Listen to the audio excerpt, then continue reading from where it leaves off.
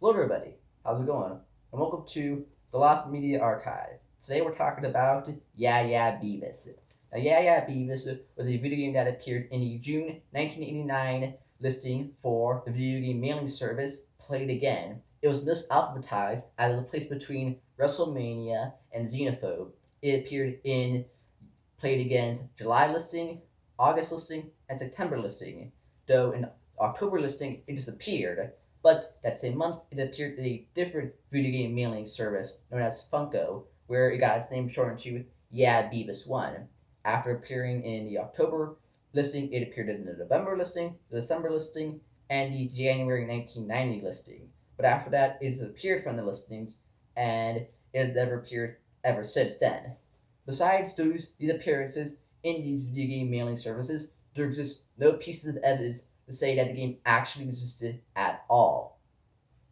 Now, we have photographs of both its appearances in Funko and its appearance in Play It Again. But besides that, there's just no evidence to say whatsoever that the game ever actually existed. So those are these, we will never know the game existed.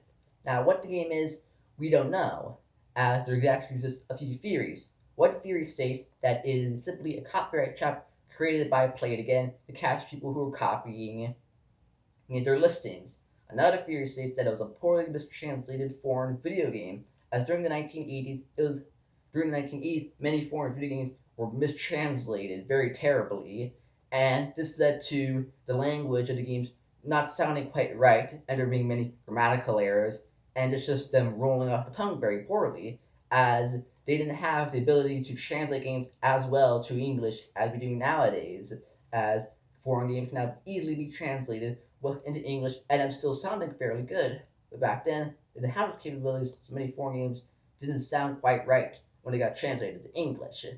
Now, some theorize that specifically it was the game Super Pitfall for the Nintendo Entertainment System, but we don't know that for sure. It's simply just a theory.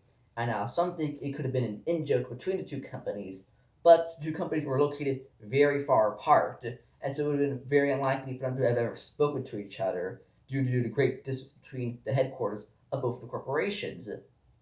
But besides this, we don't know nothing about the game. We don't know if it was a platformer game, we don't know if it was a shooter game, we don't know if it could have been an early horror game, possibly, as those already existed by the 1980s. But besides that, nothing at all is known about the game. There exists just nothing really, as some people think that it also was possibly created to fill up space, and that Play It Again didn't have enough space in the listing, and so they just typed in a few words to fill out space.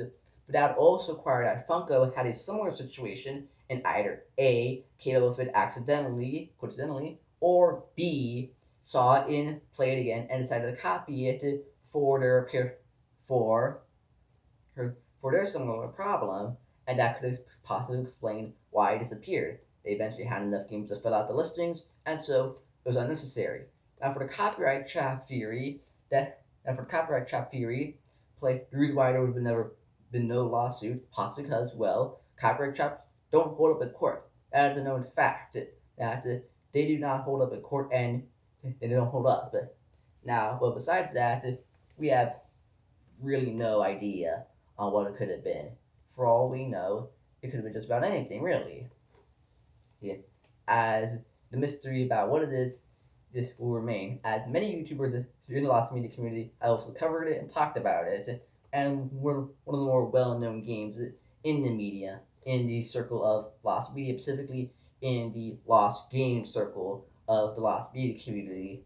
But what it is, we'll never know. There's no descriptions of the game, there's no screenshots of the game, and not even the specific system, though we can most likely figure that it was for the Nintendo Entertainment System. All the other games listed on it were for the Nintendo Entertainment System, with games such as Donkey Kong, Donkey Kong Classics, Donkey Kong Math, and Donkey Kong Jr. being listed alongside other games such as Super Mario Brothers, Super Mario Bros. 2. So we know that. So it definitely was a game for the Nintendo Entertainment System. Besides that, nothing else is known about this game. That is all. Bye, have a nice time.